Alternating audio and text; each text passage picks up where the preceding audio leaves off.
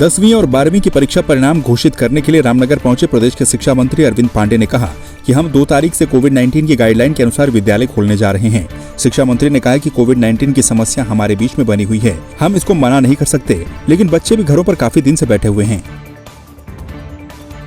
हमने आम जनमानस से भी एक सहमति ली, हमने मीटिंग की, गोष्ठियाँ की। आम अभिभावक भी चाहते हैं कि कोविड-19 की जो गाइडलाइन है, इस गाइडलाइन का पालन करते हुए, सोशल डिस्टेंस का पालन करते हुए विद्यालय खुलने चाहिए। तो हमने कैबिनेट में तय किया कि कक्षा 6 से लेकर 9 तक की स्कूल, 12 तक के स्कूल खुलने चाहिए। लेकिन हमने बाद में सोचा कि हम कम संख्या के आधार पर हमको स्कूल खोलना चाहिए, तो हमने कक्षा 9 से लेकर 12 तक का हमने 2 अगस्त से स्कूल हमें खोलना है। और जहाँ छात्र संख्या ज़्यादा है, वहाँ 2 पालियों में भी विद्यालय चलाए जाएँ, ताकि बच्चे आपस में मिक्सअप ज़्यादा ना हो। टिहरी में महिला सशक्तिकरण एवं बाल विकास विभाग के तत्वाधान में आयोजित मुख्यमंत्री महालक्ष्मी किट वितरण कार्यक्रम में कैबिनेट मंत्री रेखा आर्य ने बतौर मुख्य अतिथि के रूप में शिरकत की और महालक्ष्मी किटों का वितरण किया। दीप प्रज्वलन कर कार्यक्रम का शुभारंभ करते हुए रेखा आर्य ने कहा कि उत्तराखंड को देवों की भूमि कहा जाता है। उनकी संकल्पना है कि उत्तराखंड को देवभूमि के साथ साथ देवियों की भूमि भी कहा जाए।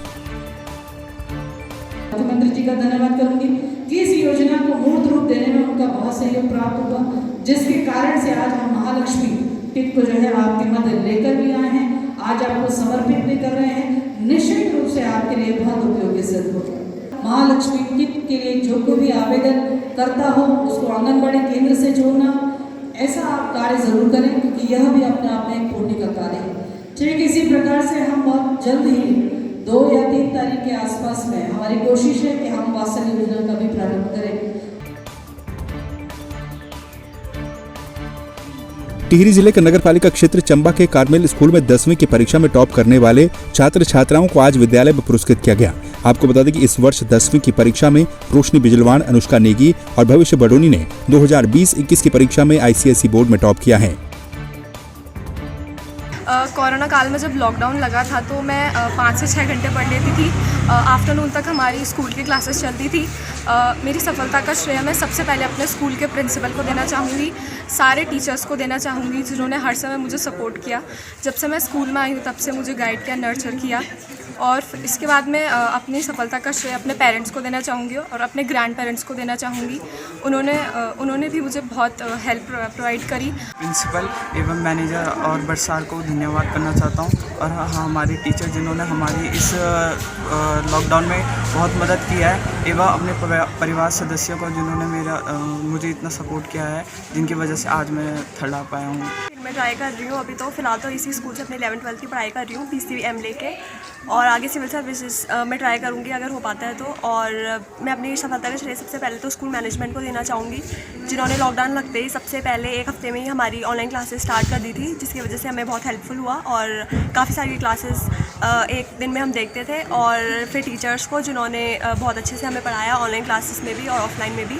सर्वप्रथम मैं धन्यवाद देना चाहूँगा कार्मल स्कूल फैमिली को, फादर्स और ऑल टीचर्स को, जिन्होंने बच्चे को अच्छे से नर्चर किया और हर तरह की पढ़ाई में इनका सपोर्ट किया। और इस तरह के जो ऑनलाइन क्लासेस भी चल रही बड़े अच्छे से इनकी चली, और इसके लिए धन्यवाद है कार्मल फैमिली। और बेहद खुश हैं कि हमारे 70 बच्चे जिन्होंने अध्ययन वर्ष 2020-21 के आईसीएसई बोर्ड एग्जामिनेशन में अच्छे रिजल्ट लाए हैं। 70 बच्चों में से 20 बच्चे 90% से ऊपर और 38 बच्चे 80% से ऊपर और 12 बच्चे जिन्होंने 75% से ऊपर मार्क्स लाए हैं और स्कूल का अपना और अपने माँ बाप का नाम को रोशन कर दिया है। नई टिहरी शहर में अवैध अतिक्रमण पर कार्रवाई को लेकर डीएम ने पुनर्वास निदेशालय सभागार में समिति की बैठक ली। बैठक में बताया गया कि अवैध अतिक्रमण पर कार्रवाई के लिए गठित समिति के द्वारा 1 महीने के अंदर 4 अवैध अतिक्रमण का चिन्हीकरण किया गया है, जिसमें से 2 अतिक्रमण हटाए गए और 2 को नोटिस जारी कर दिया गया है। टिहरी के चंबा विकासखंड में आयोजित प्रधानमंत्री आवास योजना ग्रामीण के तहत प्रमुख शिवानी बिष्ट की अध्यक्षता में 55 लोगों को स्वीकृत पत्र वितरित किए गए। इस अवसर पर सीडीओ नमामि बंसल ने बताया कि विकासखंड चंबा के 450 लोगों को इस योजना से लाभान्वित किया जाएगा। 55 लोगों की स्वीकृति हुई है प्रधानमंत्री आवास में, जिसमें समस्त ग्राम सभाओं से लाभार्थी आए थे, जिसमें सीडीओ मैम और पीडी साहब भी उपस्थित थे। इस कार्यक्रम में हमने सबको प्रमाण पत्र वितरित किए हैं, जिससे हमने ये भी बताया है कि आगे आप कैसे काम करोगे। यह पैसा एक 40 का है, एक 30 का है, जिसमें 3 किस्तों में पैसा आएगा। इसलिए हमने सभी लाभार्थियों से बोला है कि आप अच्छा मकान बनाइए, इसमें 1 कमरा और 1 शौचालय और 1 किचन बनेगा। धनौल्टी तहसील के जौनपुर ब्लॉक मुख्यालय थतूर के सभागार में विधायक प्रीतम सिंह पंवार ने प्रधानमंत्री आवास योजना के लाभार्थियों को स्वीकृति पत्र और हस्त पुस्तिका भेंट की। इस दौरान 115 लाभार्थियों में से 35 लाभार्थियों को स्वीकृति पत्र प्रदान किया गया। इस अवसर पर उन्होंने कहा कि प्रधानमंत्री आवास योजना के तहत ग्रामीण और शहरी क्षेत्र में निवास करने वाले गरीब आवासहीन लोगों के लिए ये आवास योजना मील का पत्थर साबित होगी।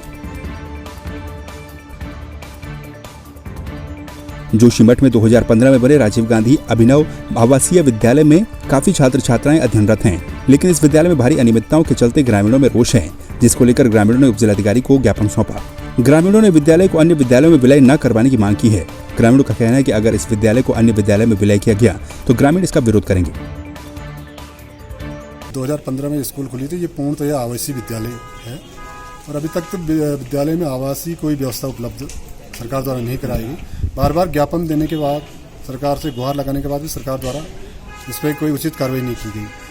और वर्तमान में समय में माननीय उत्तराखंड के शिक्षा मंत्री द्वारा सोशल मीडिया के माध्यम से बयान दिया जाता है कि इसको हम अटल उत्कृष्ट विद्यालय में विलय करेंगे, जो कि एक बहुत ही निंदनीय है। जो यहाँ पर हमारा राजीव गांधी आवासीय विद्यालय है, उसको कुछ मेरे पास पेरेंट्स आए थे। उन्होंने कहा है कि यदि यह अटल उत्कृष्ट विद्यालय में इसका विलय होता है तो उनको ये स्वीकार नहीं है। इस संबंध में उन्होंने मुझे ज्ञापन दिया है, जिसके संबंध में संज्ञान लिया गया है और कुछ अव्यवस्थाओं की बात भी उन्होंने करी है, जिनकी जांच में करने के लिए अभी कल इस अटल आवासीय विद्यालय में जाऊंगी। चारधाम यात्रा खोलने की मांग बद्रीनाथ धाम के बाद पांडुकेश्वर और गोविंद घाट में भी उठने लगी है। स्थानीय लोग बद्रीनाथ धाम और लोकपाल हेमकुंड साहिब को खोलने की मांग कर रहे हैं। शनिवार को स्थानीय लोगों के द्वारा पांडुकेश्वर और गोविंद घाट में सरकार के खिलाफ नारेबाजी कर जन आक्रोश रैली निकाली गई। शिक्षा विभाग ने अब सरकारी स्कूलों की तस्वीर बदलने की कवायद शुरू कर दी है। अब निजी स्कूलों से बेहतर शिक्षा और बेहतर संसाधन सरकारी स्कूलों के बच्चों को उपलब्ध होंगे और हाईटेक तकनीक से बच्चे गणित के कठिन प्रश्नों पर आसानी से उत्तर लिख सकेंगे। साथ ही ऑडियो विजुअल हाईटेक तकनीक से सरकारी स्कूल के नर्सरी से लेकर 12वीं तक के बच्चों को शिक्षा उपलब्ध हो सकेगी। हमारे अध्यापक बहुत बेहतर काम कर रहे हैं। एक टीम के रूप में हम सब इस लक्ष्य को लेकर के चल रहे हैं कि सरकारी शिक्षा किसी भी मायने में निजी शिक्षा से कमतर ना हो और एक समुदाय का सरकारी विद्यालयों पर विश्वास बढ़े। और हम लगातार देख रहे हैं कि हमारे विद्यालयों में निजी स्कूल से वापस बच्चे सरकारी स्कूल में आ रहे हैं। जैसे हमारे यहाँ एक रेलवे प्राथमिक विद्यालय है, वहाँ पर इस समय 375 की छात्र संख्या हो चुकी है, जबकि पिछली बार मात्र 300 थी। और बहुत सारे बच्चे ऐसे हैं जो सरकारी स्कूल से, चाहे हम इंदिरा गांधी स्कूल की बात करें या रामपुरा स्कूल की बात करें या रेलवे की बात करें, तो निजी स्कूल से वापस बच्चा सरकारी स्कूल में आ रहा है, क्योंकि ऐसा इंफ्रास्ट्रक्चर और ऐसा उनको एम्बियंस मिल रहा है। तो अध्यापकों को, समाज के लोगों को विश्वास बढ़ रहा है कि सरकारी शिक्षा दिन प्रतिदिन बेहतर होगी। बाजपुर के राम भवन धर्मशाला में वैक्सीनेशन सेंटर पर वैक्सीन की पर्याप्त मात्रा न होने के चलते कुछ लोगों को ही वैक्सीनेशन सेंटर के अंदर आने दिया जा रहा है। वहीं पुलिस के द्वारा वैक्सीनेशन सेंटर के गेट को बंद कर भारी संख्या में लोगों को वैक्सीनेशन सेंटर से बाहर ही खड़ा कर दिया गया, जिससे लोगों में खासा आक्रोश देखने को मिला। बाजपुर के राम भवन धर्मशाला में बने वैक्सीनेशन सेंटर पर वैक्सीन आने के बाद बीते 4 दिनों से भारी मात्रा में लोग वैक्सीन लगवाने के लिए पहुंच रहे हैं। बाजपुर द्वारा धर्मशाला में वैक्सीनेशन कार्य हो रहा है।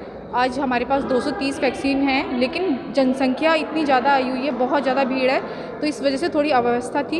लेकिन हम पुलिस फोर्स हमारे पास है, तो इस व्यवस्था को सुचारू रूप से चलाया जा रहा है। 230 वैक्सीन आई है हमारे पास, लेकिन भीड़ बहुत ज़्यादा है, तो इसलिए थोड़ा कंट्रोल करने में प्रॉब्लम हो रही है। लेकिन हम 230 लोगों को तो टीकाकरण करेंगे ही। थराली के मुंदोलीवाड़ मोटरमार्ग पर सड़कों में बने गड्ढों में लोगों ने पौधरोपण किया। युवाओं ने देवाल बाजार में थराली विधायक मुन्नी देवी शाह का वाहन रोककर सड़क में बने गड्ढों पर फूलों की पौध लगाकर अपना विरोध जताया। स्थानीय लोगों का कहना है कि लंबे समय से सड़क में इस तरह के गड्ढे बने हुए हैं, लेकिन इस और कोई ध्यान नहीं दिया जाता।